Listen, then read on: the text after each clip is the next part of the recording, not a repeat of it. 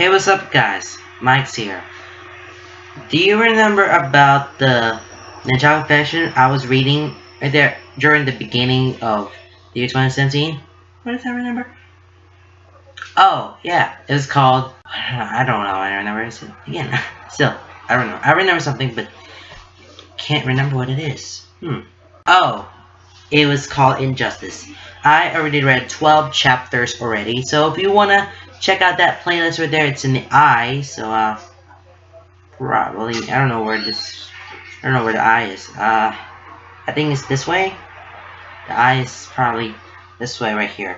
Okay, so now it's not over yet. They're gonna bring us out the prequel of this story, the whole story of Injustice. So we're gonna bring that back, shall we? We're gonna give you the prequel of it, and then after that, you're gonna have the entire thing for the playlist of it, the whole playlist of it. So, alright, let's do this. 5 years earlier, the Temple Ejitsu Master stood proud and beautiful in the night skies of Ninjago. Master Yang having disappeared along with his Yin Blade and Lantern as well as the other villains under his control, leaving the temple under the control of Ninja. Lloyd, Master Energy, and Green Ninja slept in his bed peacefully and without any fear in the world. Once he had wielded all the elements, then became the ultimate Spinjitzu Master to best the Overlord, then divided his powers to the other ninja to make them more powerful. But despite all that, one thing he valued more than any moment in his life was the sound of 2 heartbeats coming from one person. He turned to his wife Cora, who was sleeping next to him, and smiled. Cora awoke to see his smile. Lloyd? Lloyd immediately got out of the bed, then started to move back and forth. We'll need a school. A good one. Not Darkly's. Maybe Master Wu's school. Lloyd, I should also check to see if the baby will have element powers too. Board Industries can get the best results. Lloyd, training will be needed, of course. I can get other element masters to help, depending on the element the child gets. And his train of thought was derailed when a book was thrown at his head. He snapped out of it and looked at Cora. Did you just throw a book at me?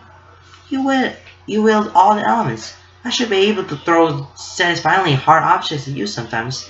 Not that I'm glad our fetus is already in training, but don't you think you should slow it down?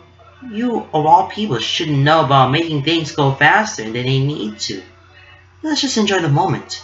Cora got out of bed and kissed Lloyd as she went past to get changed. Anyway, I think we have come a land on where Master Yang fled to. I should come with you.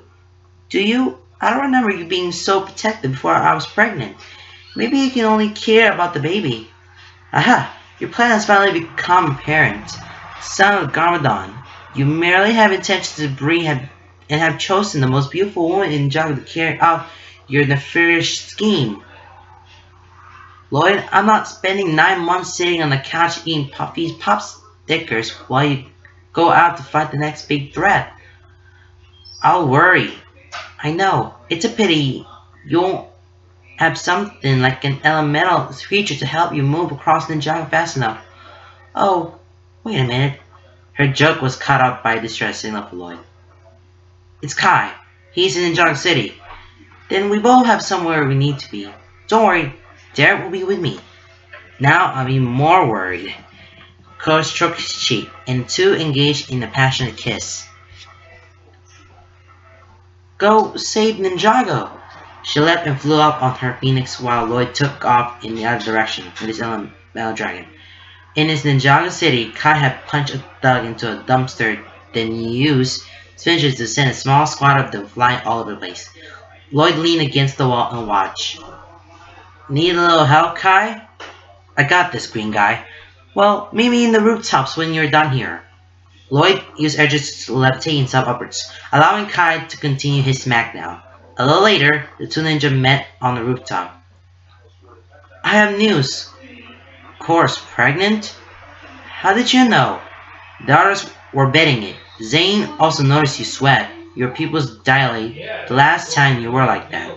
The preeminent was using sticks as body. Plus, you're grinning like an idiot.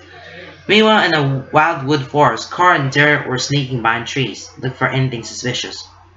Fear not, Cora.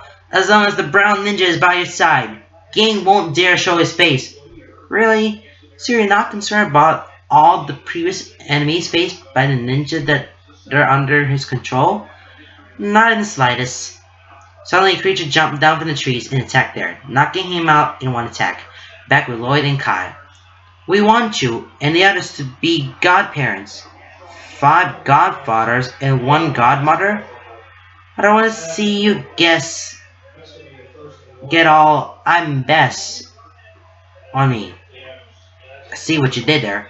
Back in the forest, Cora was chained in Vengeance Stone to stop her from using powers. Cora, Master Yang sends his regards. The next morning, saw Lloyd in shock as Derek wheeled into a medical facility. What happened to you, Derek? He noticed something in Derek's GI. It was a car with cat scratch marks on it. Meanwhile, at Board Industries, Zane was looking around in a ransack lab. What happened there? A robbery, nothing important was stolen. There are traces of venom residue in these vials. We were trying to find new ways to put the venom to good use. The 17 were more than willing to provide since we made peace with them. That still doesn't explain why. Lloyd burst into the room. I can't find Cora.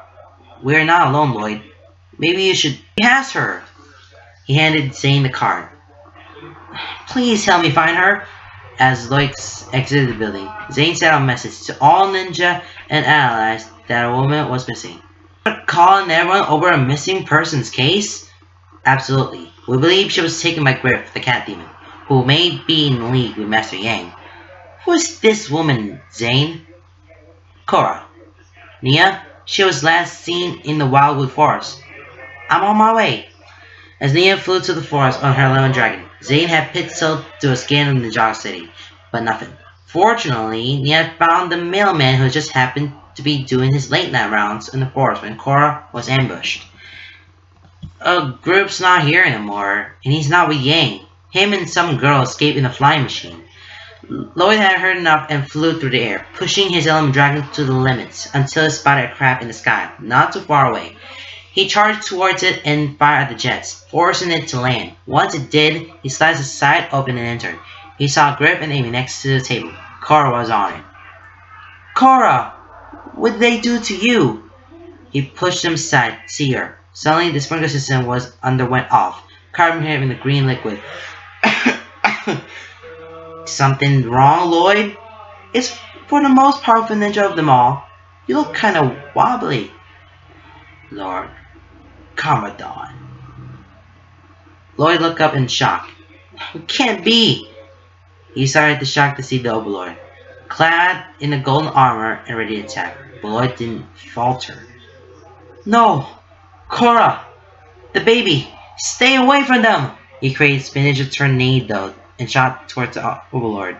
He'd taken them outside the craft. Time to go. Already? But this is the first airship I ever owned.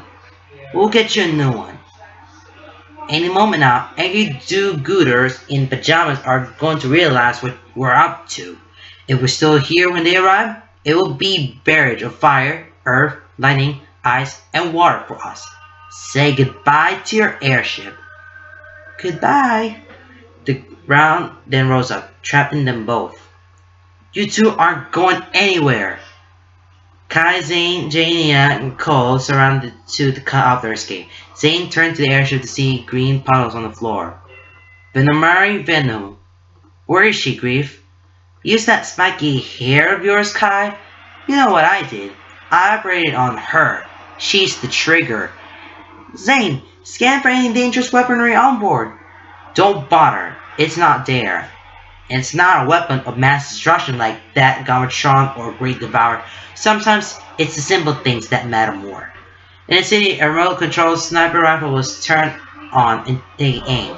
Outside City Hall, the mayor was greeting people gathered. Thank you. Thank you. People of Ninjago City. Back in the forest, Kai realized what was going on. Why there was venomary venom in the airship. Lloyd! Stop! But Lloyd was still spinning, not stopping his assault on the Overlord. I won't let you take them from me. Lloyd, whatever you're seeing, it isn't real. Lloyd was beginning to slow down, back with the other ninja. Did you know she was pregnant? Angered, Kai punched out Grip extremely hard. Lloyd had stopped spinning, and the venom's effects had worn off.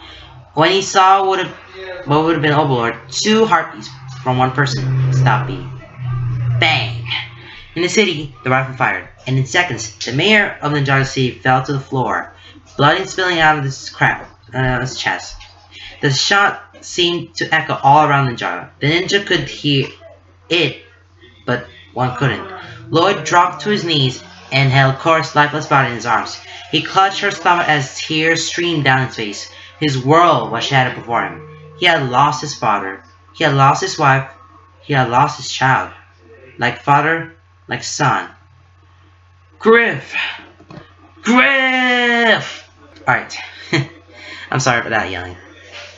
But you may understand this prequel of this thing. I mean, you will get the whole thing right here if you check out the playlist of the whole thing. So that will explain to you a lot on what was going on. So yeah, practically. Okay, guys, that is the end. Also, my lightning's going on because it's too bright right here and it's very impossible. Okay, guys, see you.